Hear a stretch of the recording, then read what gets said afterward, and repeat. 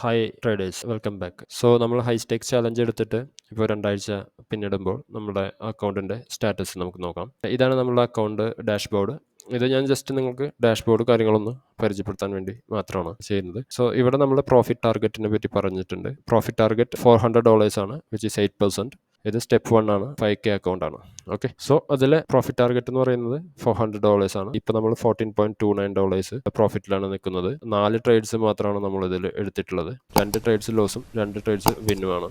So 50% ആണ് നമ്മളുടെ win rate. പിന്നെ ഇവിടെ നമ്മളുടെ 10% ആണ് മാക്സിമം ഡ്രോ ഡൗൺ ലിമിറ്റ് എന്ന് നമുക്കറിയാം, അതായത് $500. സോ $4,500 വരുമ്പോൾ ഈ അക്കൗണ്ട് ക്ലോസ് ആവുന്നതായിരിക്കും. പ്രസന്റ് ഇക്വിറ്റി എന്ന് പറയുന്നത് 5,014.29 ആണ്. ഡെയിലി ലോസ് ലെവൽ എന്ന് പറയുന്നത് ഇക്വിറ്റിയുടെ 5% ആണ്, അതായത് ഇന്ന് ഡേ ചേഞ്ച് ആവുന്ന സമയത്തുള്ള ഇക്വിറ്റി എന്ന് പറയുന്നത് ഇതാണ്. നമ്മൾ ലാസ്റ്റ് ട്രേഡ് എടുത്തിരിക്കുന്നത് 15th ഏപ്രിലാണ്. ഇത് ഞാൻ വീഡിയോ റെക്കോർഡ് ചെയ്യുന്നത് 18th ഏപ്രിലാണ്. ഇതിൽ നിന്ന് നമുക്ക് മനസ്സിലാക്കാൻ പറ്റുന്നത് 5% ഓഫ് ഇക്വിറ്റി എന്ന് പറയുന്നത് ആണ് ഇന്നത്തെ maximum daily draw down.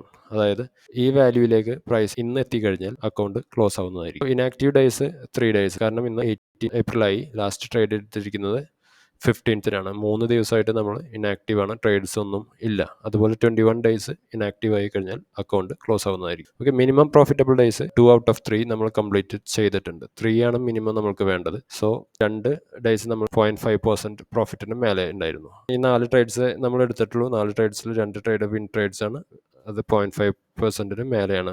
Constant risk per trade ആണ് നമ്മൾ ചെയ്യുന്നത്, നമുക്കറിയാം. 0.5% ആണ് പെർ ട്രേഡ് നമ്മൾ ചെയ്യുന്നത്. പിന്നെ അക്കൗണ്ട് ഓവർവ്യൂ, P&L സ്റ്റാറ്റസ് ഇതാണ്. 14.29 പ്രോഫിറ്റിലാണ് നമ്മൾ നിൽക്കുന്നത്. ഇതാണ് നമ്മുടെ ഇക്വിറ്റി ബാലൻസ്, ഇതാണ് സെയിം ആണ്. Presently no running trades. Total trades 4 എണ്ണം, പ്രോഫിറ്റ് ട്രേഡ്സ് 2 എണ്ണം, ലോസ് ട്രേഡ്സ് 2 എണ്ണം. സോ 50% നമ്മുടെ വിൻ റേറ്റ്. അതിൽ തന്നെ ബൈ ട്രേഡ്സ്, ലോങ് ട്രേഡ് എടുത്തിരിക്കുന്നത് 1 എണ്ണം, short trades which is sell എടുത്തിരിക്കുന്നത് 3 എണ്ണമാണ്. ഗ്രോസ് പ്രോഫിറ്റ് എന്ന് പറയുന്നത് പ്രോഫിറ്റ്സ് മാത്രം വരുന്നത് 71.36 ആണ്. ഗ്രോസ് ലോസ് എന്ന് പറയുന്നത് ലോസ് ടോട്ടൽ വരുന്നത് 57.07.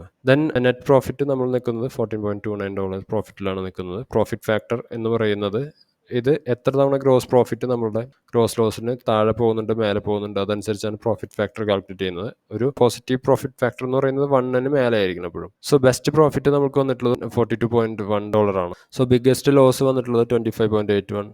ഓഫ് കോഴ്സ് കോൺസ്റ്റന്റ് റിസ്കിലാണ് നമ്മൾ പോയിക്കൊണ്ടിരിക്കുന്നത്. Large pip win 29.5 pips. Largest pip loss എന്ന് പറയുന്നത് 7 പിപ്സ്. ആവറേജ് പ്രോഫിറ്റ് എന്ന് പറയുന്നത് ഈ 2 വിൻ ട്രേഡ്സിന്റെ ആവറേജ് ആണ് 37.04. ആവറേജ് ലോസ് എന്ന് പറയുന്നത് പ്രസന്റ്ലി 2 ലോസ് ട്രേഡ്സിന്റെ ആവറേജ് ആണ്.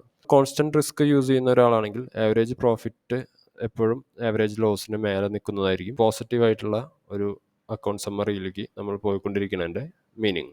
നെക്സ്റ്റ് എക്സ്പെക്റ്റൻസി എന്ന് പറയുന്നത് ഇതും പോസിറ്റീവായിട്ട് നിൽക്കണം. Okay, expectancy tells you what you can expect to make win or loss on every trade. കഴിഞ്ഞ നമ്മുടെ ട്രാക്ക് റെക്കോർഡ് അനുസരിച്ചാണ് എക്സ്പെക്റ്റൻസി കാൽക്കുലേറ്റ് ചെയ്യുന്നത്. ആവറേജ് ട്രേഡ് സൈസ് എന്ന് പറയുന്നത് 0.46 ആണ്. അത് നമ്മൾ എടുത്തിരിക്കുന്ന ലോട്ട് സൈസിന്റെ ആവറേജ് ആണ്. Average trade duration 5 hours 1 minute 54.